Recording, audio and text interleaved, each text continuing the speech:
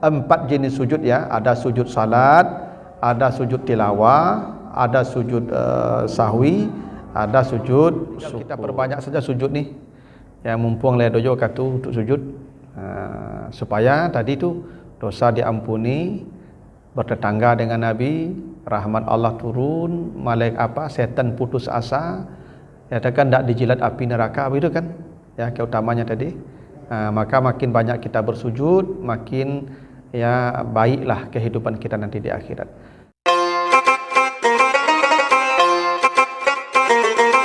Bil anbiya'i wal mursalin wa ala alihi wa ashabihi ajmain. Bapak, ibu-ibu, kaum muslimin, jamaah salat maghrib yang dimuliakan Allah, segala puji bagi Allah atas segala karunia-Nya. Salawat dan salam untuk Nabi kita Muhammad sallallahu alaihi wasallam. Bapak, ibu-ibu, kaum muslimin, jamaah salat maghrib yang dimuliakan Allah, malam ini kita akan bahas tentang perkara sujud ya. Sujud ini ibadah yang istimewa ya. Maka kita akan bicara tentang apa saja keutamaan sujud dan jenis-jenis sujud. Dalam surat Al-Insyiqaq ayat 21 dan 22, Allah menyebutkan tentang ciri-ciri orang kafir. Apa ciri-ciri orang kafir kata Allah di surat Al-Insyiqaq ayat 21-22? Wa iza quri'a alaihimul qur'anu la yasjudun. Dan apabila dibacakan kepada mereka Al-Quran, maka mereka tidak mau bersujud. Itu ciri-ciri orang kafir begitu. Kata Allah, orang kafir itu ciri-cirinya mereka tidak mau bersujud. Itu kenapa di surah Al-Baqarah ayat 34 itu iblis menjadi kafir karena menolak sujud. Ya, kata Allah, wa iz qulna lil malaikati isjudu li adama fasajadu illa iblis aba wastakbara wa kana minal kafirin. Ketika Allah perintahkan para malaikat sujud ke Adam, maka semua bersujud kecuali iblis. Kata Allah, karena dia tidak mau bersujud, wa kana minal kafirin, maka dia berubah menjadi makhluk yang kafir. Padahal iblis itu makhluk yang paling dekat dengan Allah. Tapi ketika dia menolak sujud, perintah Allah bersujud ke Adam, maka ketika itu kata Allah, wa kana minal kafirin. Jadi ciri orang kafir itu tidak mau sujud. Itu kenapa di surat As-Sajadah ayat 15 surah As-Sajadah ayat 15 Allah menyebutkan ciri-ciri orang yang beriman. Apa ciri orang beriman? Innama yu'minu bi ayatina allazina iza zukiru biha kharru sujada. Gitu ya. Hanya sesungguhnya orang-orang yang beriman itu kata Allah, bila dibacakan kepada mereka ayat-ayat Allah, mereka tersungkur bersujud. Jadi tanda orang beriman itu kata Allah, dia bersujud. Bapak Ibu kalau baca surat Maryam, ya surat Maryam 58, Allah menyebutkan orang-orang yang mendapat hidayah. Kita akan selalu berdoa ya setiap salat, ihdinas siratal mustaqim. Ya Allah, berilah saya petunjuk, berilah kami petunjuk ke jalan yang lurus. Apa itu siratal mustaqim? Siratal lazina an'amta alaihim. Jalan orang-orang yang telah Engkau beri nikmat atas mereka. Itu yang siratal mustaqim. Siratal lazina an'amta alaihim. Nah, di surat Maryam ayat 58 kata Allah, ulaikal lazina an'amallahu alaihim. Itulah orang-orang yang telah Allah beri nikmat atas mereka. Tadi kan ihdinas siratal mustaqim. Siratal mustaqim itu siratal ladzina an'amta alaihim. Dan kata Allah, itulah orang-orang yang sudah mendapat nikmat an'amallahu alaihim. Apa ciri-cirinya? Kata Allah di bagian terakhirnya, wa iza tutla alaihim ayatur rahman kharru sujadan wa bukiyan. Apabila dibacakan kepada mereka ayat-ayat Allah, mereka bersujud. Jadi sujud itu tanda orang dapat hidayah. Sujud itu tanda orang sudah berada di siratal mustaqim. Ya. Karena kata Allah, ulaikal ladzina an'amallahu alaihim. Sama dengan siratal ladzina an'amta alaihim. Ciri an'amallahu alaihim, bila dibacakan kepada mereka ayat-ayat Allah, kharru sujada, mereka bersujud. Makanya ketiga-tiga ini ayat sajadah ini. Surat Al-Insyiqaq ayat 21 itu ayat sajadah itu. Ya, As-Sajadah 15 itu surat sajadah juga itu. Maryam 58 ini sajadah juga itu. Ibu bapak kalau lihat itu, kalau ada tanda kubah masjid di ujung ayat itu tandanya ayat sajadah. Dan kita disunahkan bersujud ya ketika membaca ayat itu. Tanda kita orang beriman dan tanda kita orang-orang yang sudah mendapat hidayah. Ihdinas siratal mustaqim. Nah, apa saja keutamaan sujud? Ya, kenapa Allah suruh kita bersujud? Apa saja ya keuntungan bagi yang mau bersujud kepada Allah? Pertama, orang yang bersujud itu kata Allah diampuni dosa-dosanya. Coba lihat nanti surat Al-A'raf 161. Ya, surat Al-A'raf 161. Kata Allah, ini ke umat Nabi Musa perintahnya ya. Udkhulul wadkhulul baba sujjadah. Masuklah kamu ke negeri ini sambil bersujud. Kalau kalian mau bersujud, naghfir lakum khati'atikum. Kami ampuni dosa-dosamu. Ini janji Allah ya. Walaupun ini ke umat Nabi Musa, tapi ini berlaku umum semua ini kita. Kalau orang mau bersujud, maka kata Allah, dosanya diampuni. Jadi orang kalau mau bersujud, maka dosa-dosanya diampuni. Itu kenapa Bapak Ibu? Kalau baca nanti di surat Hud ya, surat Hud 114. Kata Allah di surat Hud 114 itu, aqimis salata tarafan nahar wa zulafa minal lail innal hasanat yuzhibnas sayyi'at. Kerjakanlah salat dari pagi sampai malam. Maksudnya salat 5 waktu itu. Dari subuh sampai isya. Semua salat, setiap salat menghapus dosa. Jadi setiap Bapak Ibu salat menghapus dosa kata Allah. Kenapa salat menghapus dosa? Karena dalam salat ada sujud. Bahkan perintah salat itu sujud wakilnya.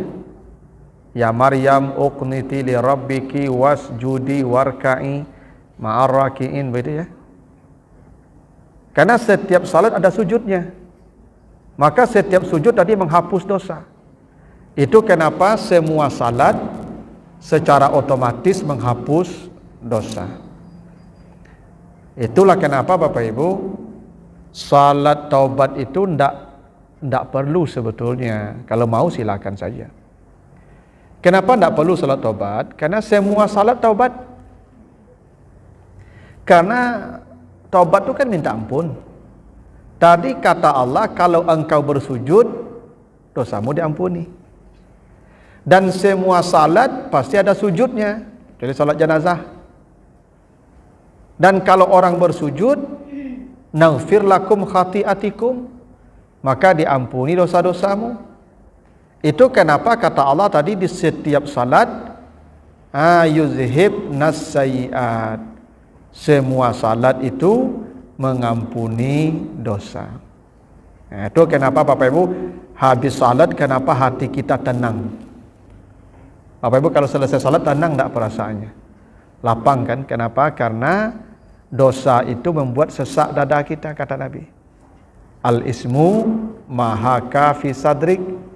Dosa itu membuat dada kita terasa sesak. Ya, jadi dosa itu membuat sesak dada kita. Nah, kalau diampuni maka lapang dada kita. Nah, itu makanya setiap salat itu ya mengampuni dosa, dan kenapa setiap selesai salat hati kita terasa tenang. Nah, itu buah sujud ya. Jadi kalau Bapak Ibu mati habis salat masuk surga. Kenapa? Karena setiap salat menghapus dosa. Itu kenapa kata Nabi, semua umatku pasti masuk surga. Semua umatku pasti masuk surga. Kenapa semua umat Nabi masuk surga? Karena umat Nabi Muhammad pasti mati di antara waktu salat. Dah begitu.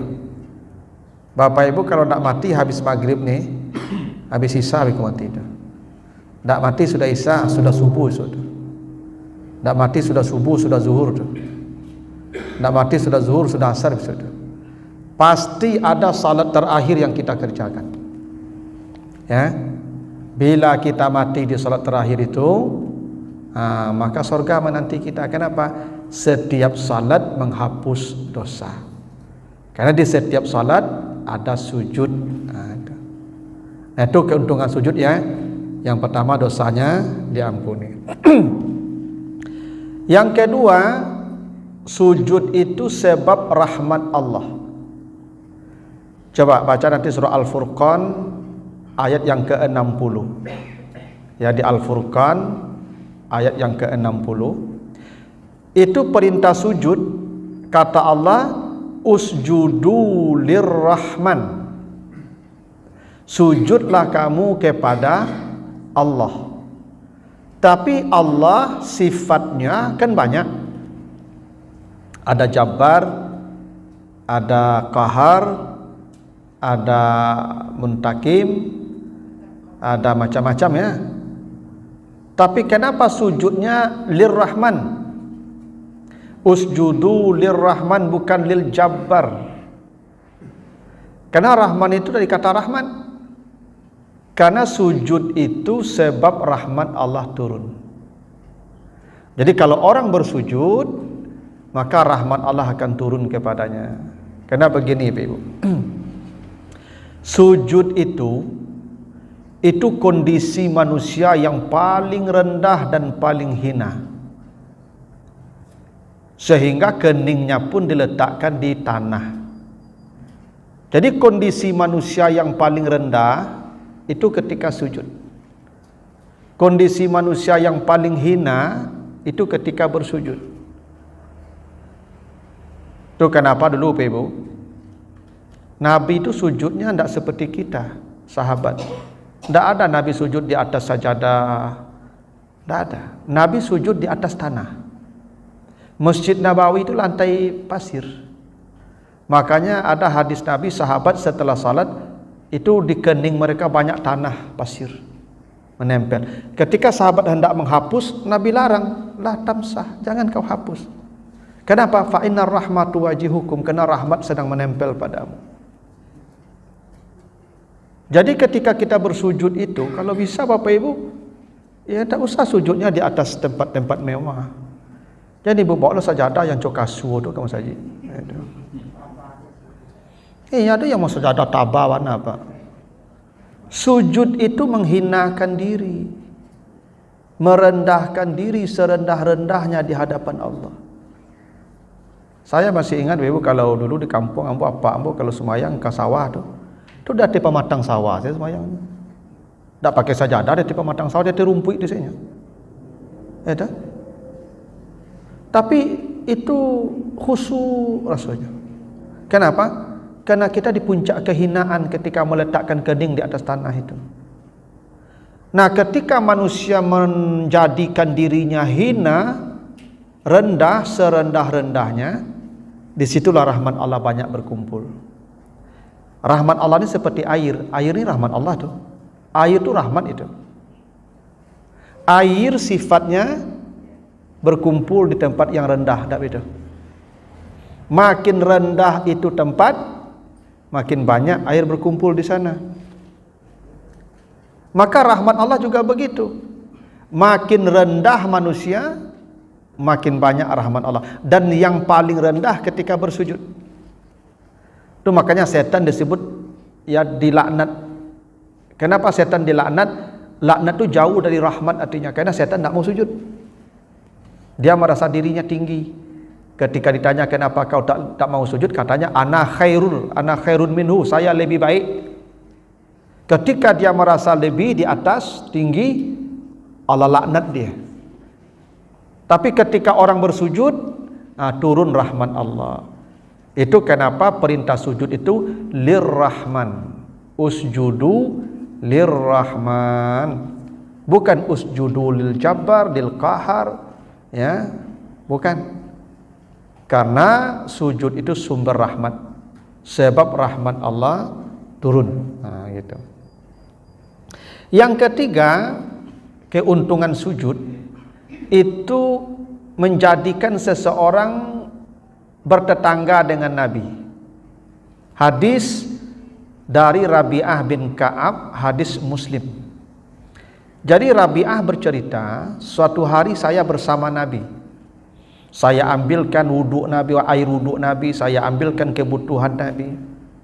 Setelah itu Nabi berkata kepadanya, "Ya Rabi'ah, sal." Rabi'ah, mumpung kita berdua saja, engkau mintalah apa yang ingin kau minta. Mintalah. Saya sampaikan kepada Allah, pasti diijabah. Mendengar itu Rabi'ah senang. Karena ini doa satu-satunya yang dikabulkan ini. Kata Rabi'ah, "As'aluka murafaqataka fil jannah." Kalau begitu ya Rasulullah, saya meminta tolong jadikan saya tetanggamu di surga. Kata Rabi'ah begitu. Tolong jadikan saya tetanggamu di surga. Kata Nabi, awa ghaira zalika, ndakkah ada pinta yang lain? Coba yang lain lah, jangan yang itu. Kata Rabi'ah, huwazak, cukup saya hanya ingin jadi tetanggamu di surga. Kata Nabi, fa'inni ala nafsika bikasratis sujud. Kalau engkau hendak bertetangga dengan saya, tolonglah saya. Caranya, perbanyaklah sujud. Jadi memperbanyak sujud itu jalan kita berada dekat dengan Nabi nanti surganya. Makin banyak Bapak Ibu sujud, makin sering sujud, makin lama sujud, makin dekatlah jaraknya dengan Nabi. Itu rahasianya kenapa kita disuruh banyak salat sunat. Salat sunat itu tidak ada batas, unlimited. Itu makanya salat sunat itu mutlak sifatnya, tidak ada batas rakaat. Tidak ada. Kecuali di dua tempat, di dua waktu saja. Setelah subuh sampai terbit matahari, setelah asar sampai terbenam matahari. Dan ketika matahari di puncak langit. Lain daripada itu, salat sunatlah sebanyak-banyaknya. Tanpa nama, tanpa batas. Kenapa? Makin banyak Bapak Ibu bersujud, makin berjarak dekat dengan Nabi, makin jaraknya dekat dengan Nabi. Karena syarat bertetangga dengan Nabi itu kata Nabi, bikasratis sujud, sebabnya berperbanyak sujud. Kalau sujudnya banyak, ya bertetangga dengan Nabi. Kalau Bapak Ibu salat 5 kali saja, 5 waktu, masuk surga. Tapi belum tentu bertetangga dengan Nabi. Belum tentu. Ya kalau bertetangga dengan Nabi tentu surganya tidak ringan, tidak kecil. Walaupun surga tidak ada yang kecil. Tapi dengan Nabi itu pasti paling mewah tuh. Dan kita bangga kan bertetangga dengan Nabi. Ibu-ibu apa-apa kalau bertetangga aja gubernur bangga nak. Mak bu tinggal di komplek tu. Dakik siapa tu? Itu Pak Gubernur tu rumahnya jambul dakik-dakik tu. Pasti bu ceritakan kamar itu. Tetangga gubernur kan. Ini Nabi tetangga kita. Maka kalau Bapak Ibu ingin bertetangga dengan Nabi, kata beliau begitu, perbanyaklah sujud. Itu salat sunat maksudnya itu. Yang keempat, keuntungan sujud, setan akan lari dan berputus asa ketika orang bersujud. Jadi setan itu akan lari dan berputus asa ketika orang bersujud. Hadis dari Abu Hurairah, hadis riwayat Muslim. Kata Nabi, iza qara'a ibnu Adam as-sajdata fasajada ya'tazala setan yabki. Yaqulu ya waili umira ibnu Adam bisujud fasajada falahul jannah. Ketika anak Adam membaca surat sajadah, mendengar ayat sajadah, lalu mereka bersujud, maka setan lari sambil menangis. Dan setan berteriak, celakalah saya. Itu anak Adam yang bersujud, surga untuknya. Jadi setan ni Bapak Ibu, kalau lihat orang sujud, dia paling jengkel. Kenapa? Karena setan itu pantangnya sujud. Dan sujud surga. Itu setan yang menyebut begitu. Ini yang bersujud ini falahul jannah, untuknya surga. Itu makanya Nabi itu di setiap subuh Jumat itu membaca surat sajadah. Dan Nabi sujud, ya. Karena sujud membaca surat sajadah atau mendengar ayat sajadah itu membuat setan menangis. Menangis. I'tazala syaitan yabki. Ya, setan itu menangis, ya, lari sambil menangis. Karena kata setan, ini orang sudah surga untuk dia. Itu hebatnya sujud Ibu ya. Jadi minimal Bapak Ibu sekali seminggu tiap hari Jumat subuh tu, bacalah surat sajadah itu, sujudlah. Karena itu membuat setan menangis. Yang kelima, sujud itu menjadikan seorang hamba berada paling dekat dengan Tuhan. Hadis dari Abu Hurairah, hadis Muslim, hadis Bukhari Muslim.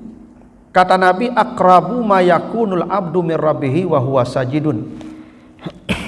Fa aksiru fihi du'a. Yang paling dekat hamba dengan Tuhan ketika bersujud, maka lamakan sujudmu, perbanyak doamu pada sujud itu. Jadi Bapak Ibu, yang paling dekat kita dengan hamba itu dengan Tuhan ketika bersujud. Maka banyakkan doamu ketika sujud, lamakan sujudmu. Karena begini Ibu, doa itu ada waktu yang paling baik, ada tempat yang paling baik. Ya. Kalau tempat yang paling baik itu ya itu di Hajar Aswad, Hijri Ismail, makam Ibrahim, Raudah, itu tempat-tempat terbaik namanya itu. Ya. Ada waktu-waktu terbaik. Waktu terbaik itu di sepertiga malam terakhir. Karena Allah turun ke langit dunia di sepertiga malam itu dan Allah berkata, siapa yang berdoa saya beri, saya jawab. Itu sepertiga malam itu. Dan di hari Arafah, kata Nabi, khairud doa ya doa yaumi Arafah. Sebaik-baik doa di hari Arafah. Itu maka orang di Arafah tu berdoa kan. Sebaik-baik doa tu di hari Arafah. Dan ketika hujan turun, inda nuzulil matar, ketika hujan turun, maka kalau hujan turun diajarkan doa tu sayyiban nafian, itu doa. Jadi Ibu kalau doa labik hujan berdoalah. Jangan mengerutu lo kok jamuran baru keluar baru lah hujan dah kan. Lah hujan dah. Berdoa. Nah, yang paling dekat dengan hamba Tuhan dan itu waktu terbaik itu fi sujud, dalam sujud. Jadi aqrabu ma yakunul abdu min rabbih wa huwa sajidun, ketika dia sujud. Itu makanya Bapak kalau sujud itu ya berdoa. Tapi kalau Bapak Ibu sujudnya sujud salat, doanya tidak boleh dibunyikan. Dalam hati saja. Karena salat tak boleh kecuali 4. Tasbih, tahmid, takbir dan kalamullah. Itu yang diajarkan Nabi. Kalau doa Bapak Ibu doa bahasa Indonesia, apalagi doa kepentingan kita, tidak ada hubungannya dengan tasbih, tahmid, takbir dan kalamullah, dalam hati saja doa. Kalau tidak berdoa itu memang sambil bersujud. Karena berdoa itu boleh mengangkat tangan, boleh bersujud berdoa itu. Dan itu yang paling baik, berdoa sambil bersujud. Itu kondisi yang paling hina, paling dekat, paling lemah kita di hadapan Tuhan. Maka bersujud sambil berdoa itu. Ya. Tapi lamakan sujud itu ibu kalau salat sendiri ya. Kalau berjamaah tak usah. Kadang ada jamaah aku yang tangka, Pak. Imam lah duduk. Allahu Akbar. Ya semua sujud. Lampi salam memang barunya duduk. Itu makmum pembangkang nama itu. Awak jamaah pasukan tapi tak patuh je perintah komandan lah. Tak bangkang nama itu. Sama PBB baris berbaris tu. Maju jalan tu tagak manuang. Bangkang nama tu. Salat begitu pula. Apa? Iya betul. Disuruh lama sujud itu kalau sendiri salatnya. Kalau berjamaah berlaku ketentuan jamaah. Ju'ilal imam liyutamma bih, kata Nabi. Imam itu wajib diikuti. Iza kabbara fakabbiru, kalau dia sudah takbir kamu langsung takbir. Iza raka'a farka'u, kalau dia ruku maka kamu langsung ruku. Iza sajada fasjudu, kalau dia sujud kamu langsung sujud. Makanya pakai fa. Fa itu maknanya takkib. Tidak boleh berbeda kita dengan imam. Itu namanya kepatuhan ke imam. Kalau sendiri lamakanlah, memang begitu. Nah, jadi kondisi yang paling dekat Tuhan dengan hambanya ketika bersujud, maka lamakan ya sujudmu, perbanyak berdoa. Ya. Yang keenam, apa keutamaan sujud? Allah mengharamkan tubuh orang yang bersujud dijilat neraka. Allah haramkan. Hadis riwayat Bukhari Muslim dari Abu Hurairah. Ta'kulun naru ibna Adam illa asar sujud. Neraka pasti memakan anak Adam kecuali bekas sujudnya. Haramallahu azza wa jalla 'alan nar an ta'kula asar sujud. Allah mengharamkan neraka menjilat bekas-bekas sujud. Nah, yang mana yang bekas sujud? Bukan kening saja. Karena yang namanya sujud, kata Nabi, 7 anggota. Kalau tidak namakan sujud. Kata Ibnu Abbas, amarani Rasulullah an asjud ala sab'ati a'zam. Nabi memerintahkan kami sujud di atas 6 tulang. 7 tulang, sab'ati a'zam, 7 tulang.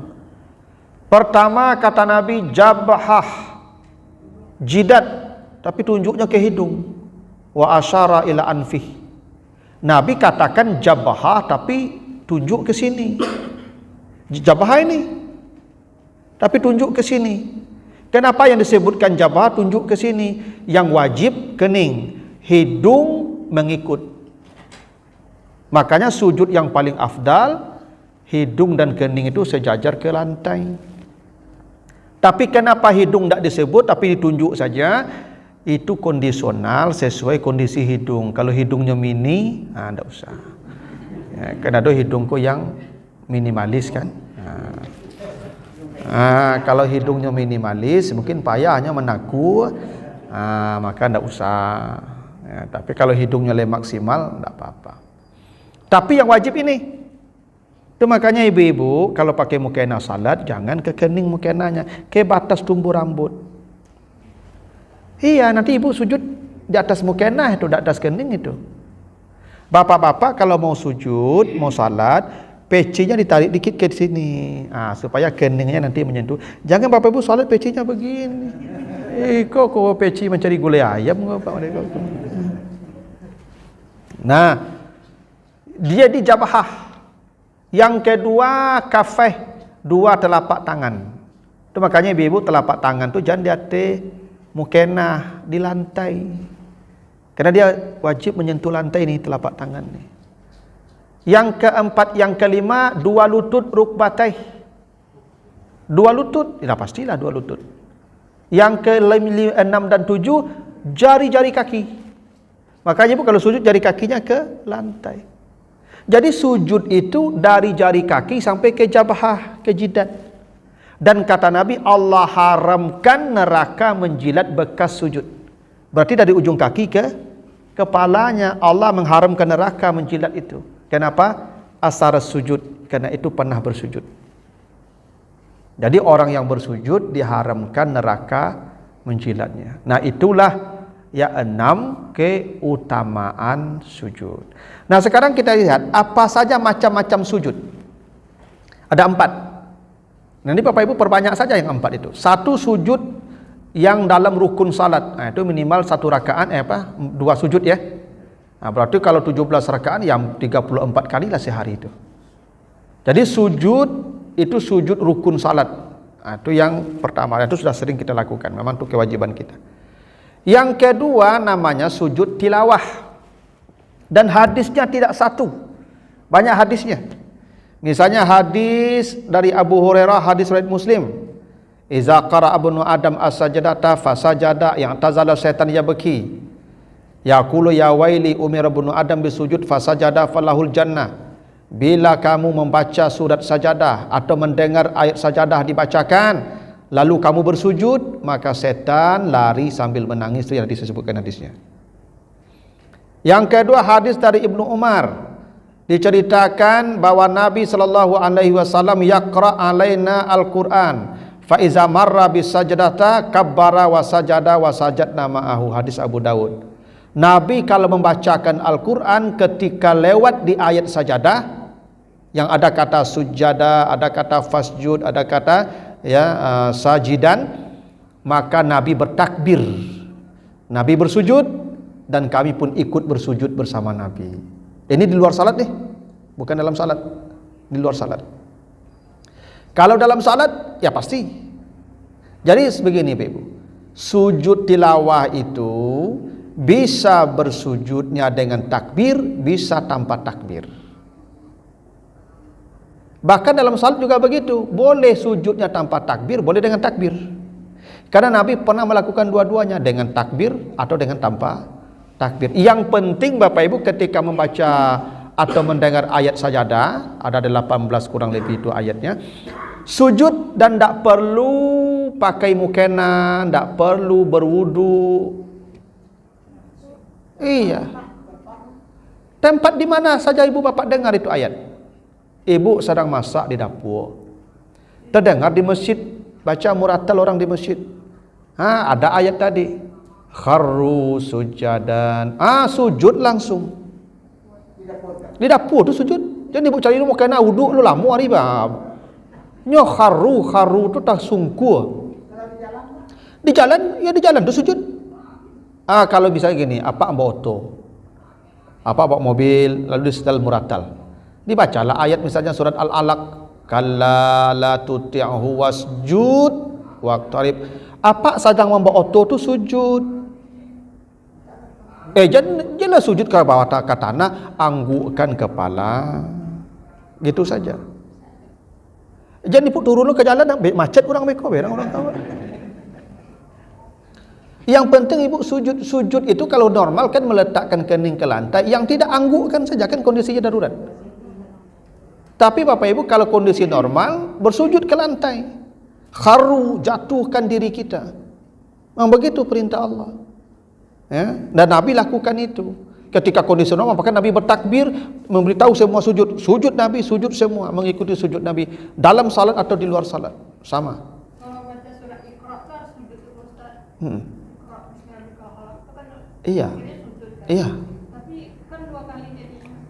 Nanti baca surah Al-Bayyinah atau surah Al-Qadar setelah itu. Yang mana 2 kali? Kan sudah habis tuh ayat tuh. Kalla la tuti'hu wasjud waqtarib. Habis kan? Sujud. Nanti waktu berdiri sambung dengan yang lain, Al-Zalzalah atau Al-Qadar atau iya.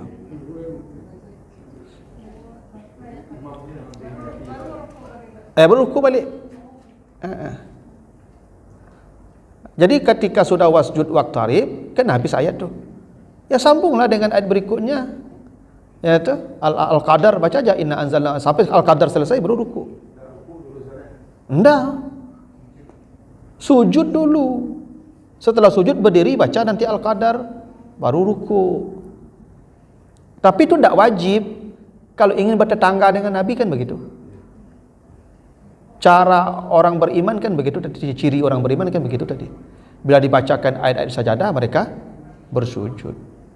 Ini tidak hanya dalam salat ini, di luar salat, dan tidak mesti membaca, mendengar. Yang ibu cari lu sajadah, apa berwuduk lu, apa cari mukena lu, abi ya rileh. Tidak menutup aurat, tidak apa-apa, karena sujud itu menghadap kiblat dalam salat. Di luar salat menghadap ke mana saja. Karena yang diminta Allah bersujudnya, bukan menghadap kiblatnya. Panjang ibu peko misalnya gini, orang baca sekala la tu, ibu dengar di rumah kau. Ibu dah makiblat kau abi ya di makiblat sele. Ya kan? Sujud selangsung kama kabado lah. Nyo menghadap kiblat tu syarat sah salat. Kalau sujud tilawah tidak ada syarat menghadap kiblat. Kalau dalam salat kan include dalam salat, makanya menghadap kiblat. Kalau di luar salat ke mana menghadap sajalah, karena perintahnya sujud. Ya bacanya tu sajada wajhiya lillazi khalaqahu wa sawwarahu wa saqasamahu wa bihaulihi wa quwwati fatabarakallahu ahsanul khaliqin. Panjang ustaz. Iyo, dak dapat ustaz. Subhanallah. Subhanallah. Dak dapat ustaz, menungkui selai dak dapat. Dah. Nak dapat insya-Allah menungkunya sujud perlunya. Tak baca lah. Payah apa baca panjang ustaz. Ya tak usah apa. Ndak menungkui saya. Nungku saja. Nah. Karena yang namanya sujud meletakkan kening ke tanah. Bukan membacanya itu. Kalau dapat alhamdulillah bacanya. Kalau enggak menungkui saja. Tak ada baca-baca lah untuk saya nungkui saya. Lah panik kau duduk lah. Yang penting sujudnya. Yang sujud apa? Kan meletakkan kening ke tanah, bukan membacanya. Kalau dapat baiklah, baguslah. Tidak dapat bacaan itu subhanallah saja. Tidak dapat subhanallah ya sudahlah, menungkui sajalah. Itu ya, itu namanya sujud tilawah. Dalam salat atau di luar salat. Boleh dengan takbir, boleh tanpa takbir. Gitu. Nah, yang ketiga namanya sujud sahwi. Nah, sujud sahwi ini banyak hadis ya Ibu ya. Tapi saya tidak bacakan matanya karena hadisnya banyak. Saya bacakan beberapa kasus ini. Ya, ini dalam hadis riwayat Muslim, hadis dari Abdullah bin Mujaina bin Buhaina ya. Ini diceritakan Nabi itu salat zuhur. Lalu di 2 rakaat pertama Nabi berdiri. Tak tahiyat awal. Itu sahabat pun lupa pula, entah lupa dan segan. Tak diingatkan pula Nabi, padahal Nabi berdiri di rakaat ketiga yang harus kan tahiyat awal. Sahabat pun diam pula ikut juga. Lalu setelah duduk akhir, sahabat menunggu Nabi salam. Ternyata Nabi tak salam-salam. Kemudian tiba-tiba Nabi bertakbir sujud, takbir berduduk, takbir sujud, 2 kali sujud, baru Nabi salam setelah itu. Itu hadis riwayat Muslim. Apa maknanya itu? Ibu bapak kalau salat yang di atas 2 rakaat, kalau lupa tahiyat awal, maka gantilah dengan sujud sahwi sebelum salam. 2 kali. Misal bapak ibu sembahyang surang kah? Allahu akbar lah tiba dia tak kana tahiyat awal lalu lai. Lupa. Jadi ibu duduk ke bawah. Kalau ibu duduk bapak kaja ke bawah tahiyat awal batal salatnya. Kenapa? Karena bapak sudah sampai di berdiri rukun. Tahiyat awal sunat. Enggak, tahiyat awal ku rakaat kedua. Makanya diganti dengan sujud sahwi nanti. Sebelum salam sujud 2 kali. Baru salam. Bacaannya subhanallah la yanamu wa la yashu. Subhanaman la yanamu wa la yashu. Subhanallazi la yanamu wa la yashu. 3 versi bacanya tu. Salah satunya boleh. 2 kali sujud, takbir duduk, sujud lagi, duduk baru salam. Kalau tahiyat awal enggak. Kalau lupa, kalau lupanya masih dalam keadaan duduk, sujud balik setelah salat. Jadi sujud sahwi itu boleh sebelum salam, boleh setelah salam, itu dua-duanya dikerjakan Nabi. Nah, hadis yang kedua dari Abu Hurairah, ya, itu hadisnya panjang, hadis riwayat Bukhari juga. Jadi ceritanya begini, Nabi itu salat 4 rakaat Isya ini. Tiba-tiba setelah 2 rakaat Nabi salam. Ini salat Isya nih, kan 4. Nabi salam. Sahabat melongo saja nih, ikut salam. Nabi sudah pergi, dah sampai ke tembok, sudah sampai ke tiang, dah pegang-pegang tiang masjid Nabi. Ini ada Abu Bakar, ada Umar, semuanya melongo saja. Ini kok bisa 2 nih Isya? Mungkin berubah salat. Mungkin Allah ini terjadi perubahan nih. Udahlah, diam. Tapi ada seorang sahabat yang berani menemui Nabi. Ya Rasulullah, dia bertanya, apakah kita mengkasar salat atau berubahkah salat? Kata Nabi, tidak mengkasar. Kita kenapa? Tadi baru 2 rakaat engkau sudah salam. Nabi balik lagi ke tempat semula, menambah 2 rakaat lagi takbir Nabi. Semua sahabat ikut menambah 2 rakaat mengikuti Nabi. Setelah salam Nabi sujud 2 kali. Yang dalam kasus ini Nabi sujudnya setelah salam. Jadi sujud sahwi itu boleh setelah salam, boleh sebelum salam 2 kali. Dalam kasus kurang rakaat, pernah ada kejadian Ibu, jamaah mau cerita di daerah Pauh. Jadi sembahyang asar, jadi 3 rakaat baru imam gola salam. Tak ada menyapu lah. Salam, dah sama lupa lah. Ibu-ibu di belakang ada yang ingin. Nyo tahu ibu kau basuh 3 baru. Pinyo 1 je salam. Lalu sapu lah apa? Nyo tahu kalau 3 baru. Tapi di orang lebih salam nyo 1 lo salam. Iya. Dikecek lah ke imam tadi. Imam, 3 baru je, dah nampak dah ya. Kecik imam tadi, alah sudah dah ba'al itu je. Kamu dah ba'al tu. Dah ba'al kurang kau. Caranya tambah sarakaat lain. Setelah tahiyat akhir nanti sebelum salam sujud 2 kali, atau boleh setelah salam sujud 2 kali. Itu pun tak wajib loh kah. Sujud sahwi kau sunat lahnya. Jadi tak bisa diganti dengan sujud sahwi tu Ustaz yang kurang. Bukan diganti, ditambal. Tak bisa sujud sahwi sibuk, ditambah rakaatnya dulu, baru nanti sujud sahwi sebelum atau setelah salam. Dua-duanya boleh. Tapi jangan Bapak Ibu, lah selesai mah. Dah ba'al tu padias lah. Masa padias kurang tu. Jadi tak perlu diulang semuanya Pak. Ditambah. Nanti kan awak lupa Ustaz tu sujud sahwi selain tak cukup. Tak bisa betul itu. Bertambah dulu, tu contoh Nabi begitu. Ditambah dulu, setelah ditambah ya baru sujud sahwi gitu. Nah, termasuk kata Nabi begini, ya, ini dalam hadis riwayat Muslim ini, kalau kamu ragu apakah 3 atau 4, Allah 3 ampek kau. Kan sering begitu tuh. Kau sama seorang cok kau. 3 ampek kau lah tak? 3 ampek kau. Dah. Kalau ragu 3 ampek berarti yang pasti 3. Yang ampek ragu. Yang 3 ambil. Tambah cek lah. Nya betul ibu, kalau ragu yang pasti ambil. Sama ibu kalau misalnya pas sujud ketika duduk, Allahu Akbar. Kantui rasa-rasa kantui indak. Kantui indak berarti indak tu. Yang pasti indak. Kantui indak berarti indak pasti. Yang ragu kan kantui. Dah betul. Tadi sembahyang jangan berhenti. Sampai babunyi atau bapak ibu kok lama lasyidnya, tak ragu ada lama lasyid dari dia. Itu kalau ragu kantui. Kan angin tak kapi. Kadang-kadang ada angin tak kapi tu. Karena kata Nabi begini, ketika awak bersujud itu setan mambui-ambui di dubur. Sehingga rasa-rasa kantui dinya. Itu cara setan merusak khusuk tu. Gitu. Yang itu buruk tu ketika sujud tu. Setan tu. Tu kau ragu-ragu kantu indak. Kalau kantu indak pasti tu.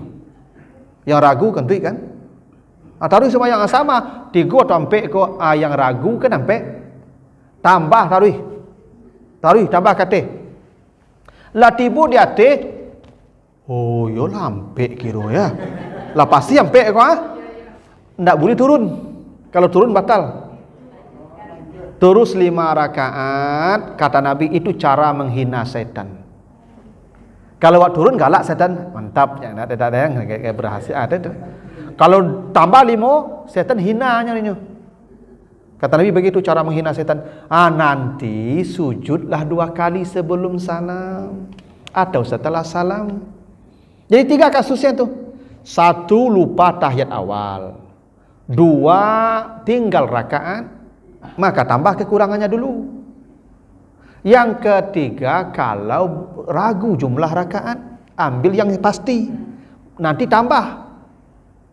Baru sujud sebelum atau setelah salam. Kalau tadi yang setelah salat itu kurang, kalau waktunya masih dekat dengan salam, walaupun kalau ada masjid, walaupun tiba di teras, balik ke dalam balik. Tapi kalau tiba di rumah, lah makan 2 piring, lah nonton TV 2 jam, baru tak kena kurang sarakan, itu dah pihak akal itu. Jadi kurang lagi tambah aja lah. Berlaku ayat inna la yukallifu la tu'akhizna in nasina aw akhtana. Tu ayat tu berlaku di situ gitu.